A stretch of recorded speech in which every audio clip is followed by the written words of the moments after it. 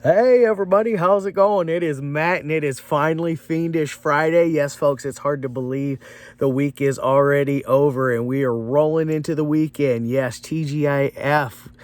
Before I roll on to anything, I do want to wish each and every one of you a great morning, evening, dawn, day, or dusk, all that lovely stuff, because life really is too short as is. Please do me a really huge favor and like, share, and subscribe. I love seeing you guys on Monday, Wednesday, and Friday, permitting my schedule, and of course, major holidays.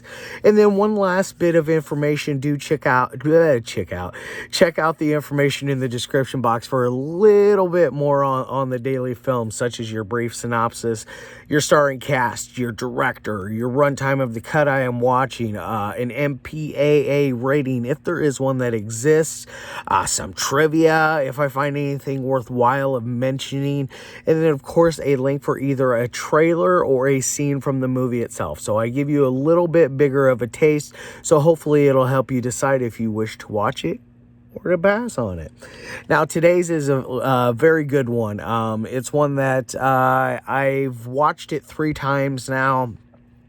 The third time it was more of a background sound, but I was still watching it. Little segments here and there, all the good tidbits. But either way, let's roll on to the film of the day. Today's is an amazing little masterpiece, and it is none other than Max Groh. Max, I am sorry for mispronouncing your last name, but this is his masterpiece, Bong of the Living Dead. This is a Scream Team release, by the way. I got lucky and got the cool slipcover with that, which it was really cool. I got to meet Max a couple months ago for filming. He is a co-star of mine in the upcoming film Scarlet. But he was telling me how he did this picture on the cover box, and the way he did it, he was able to the way he did it, it was like they basically laid down the fake weed, and then they took a picture, I believe, and then they laid down the saran wrap, took a picture of that, and then digitized it together, something along those lines.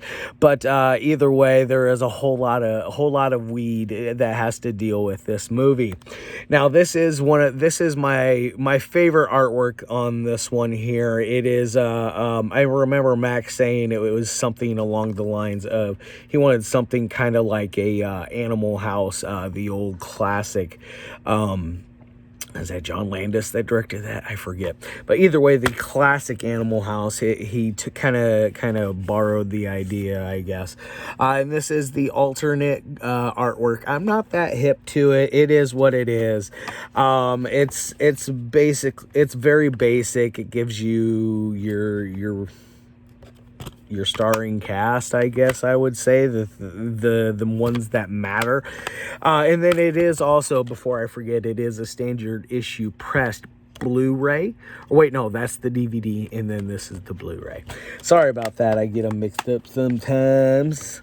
But either way, this is a masterpiece. Like I said, it's from Scream Team Releasing, and they have packed this thing to the gills with as far as special features go. There is 2 commentary tracks, a bunch of behind the scenes stuff, just goodies galore on this one. So they really threw in everything and the kitchen sink into this release. I thank them fully for this. It is absolutely epic. Now that I got all that out of the way, let's roll on to what it's about. Now, what is it exactly about? It is about this group of friends who have their entire lives kind of dreamed and would try, and they would dream and talk about the day that zombies will take over the world and they'll be in a zombie apocalypse.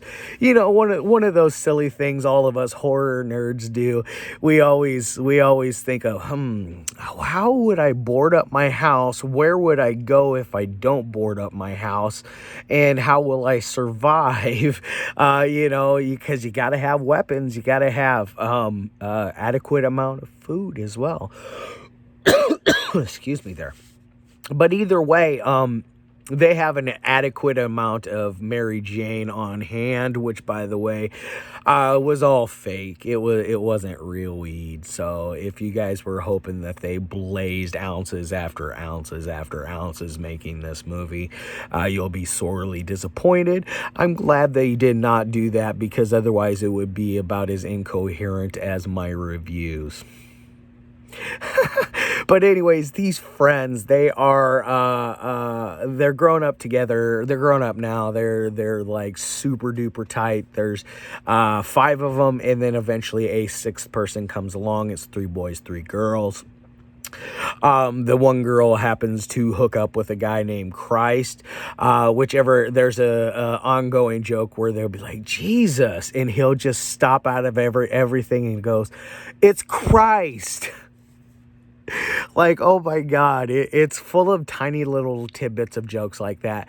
But as they're hanging out one night, getting blazed up, sitting out on the front stoop, there happens to be a little crotchety old man that lives next door and tells them that they need to take care of their yard work, stuff like that. But anyways, they're hanging out, and then they all of a sudden they see 2 people running, and a person running and someone right behind them running after them. They go over there to help. They find out it's a zombie. They bash it over the head over and over and over again until it's dead. So basically now everything that they dreamed of is coming true. So they quickly board up the house. They get all their provisions ready. They get their weapons ready. They even create some sort of body armor as well. It's more like prison armor, where they're wrapping magazines around themselves and phone books so they don't get bit, and cardboard. But either way, it's a very crude type of armor that they've created. One of our main characters, he's I forget what his name is, but he is really funny. He's got like a butch haircut, like it's short, and he wears this leather bomber's jacket the whole movie, and he's my favorite character of the entire film. I couldn't get enough of him. But now, since they've boarded up the house, they've got everything ready, they go sleep, blah, blah, blah, blah, get stoned, do their thing, and then the next morning they go outside to see what zombie apocalypse is upon them, and they see that people are normal. Like across the way, there's this group of other old crotchety people that are basically, oh, hey, we got to get rid of the zombies. They're going to ruin society as much as the young have. Stuff like that. But either way, they don't exactly say that. But it's crotchety old stuff that you would only expect an old person to say. But they are quickly dispatched by a group of zombies, which is awesome. The zombies are kind of cool in here, but back to what's going on. So they think that the zombie apocalypse is a big old sham and nothing is really going to come out of it.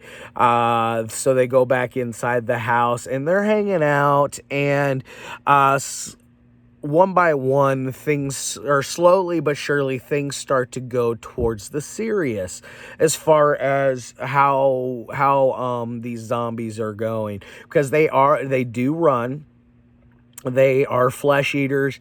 They do require you to destroy the head or the brain to get rid of it. So there's lots of zombie tropes in here that you'll all find familiar.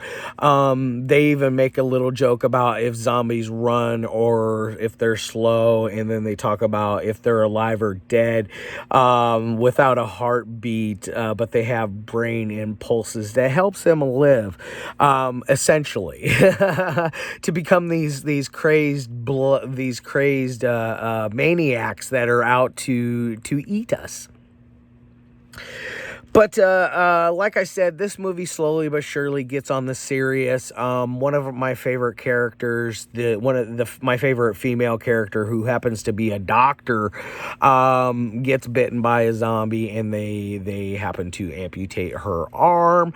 It is a very serious scene, and it works very well. I love the way Max brought the he had comedy up here, and it slowly has stayed and it's plateaued towards it's still plateaued on it with lots of comedy, but then you get this uprise of seriousness, and by the time you get to the end, you find yourself rooting more and more for these heroes, these anti-heroes that we have in this film.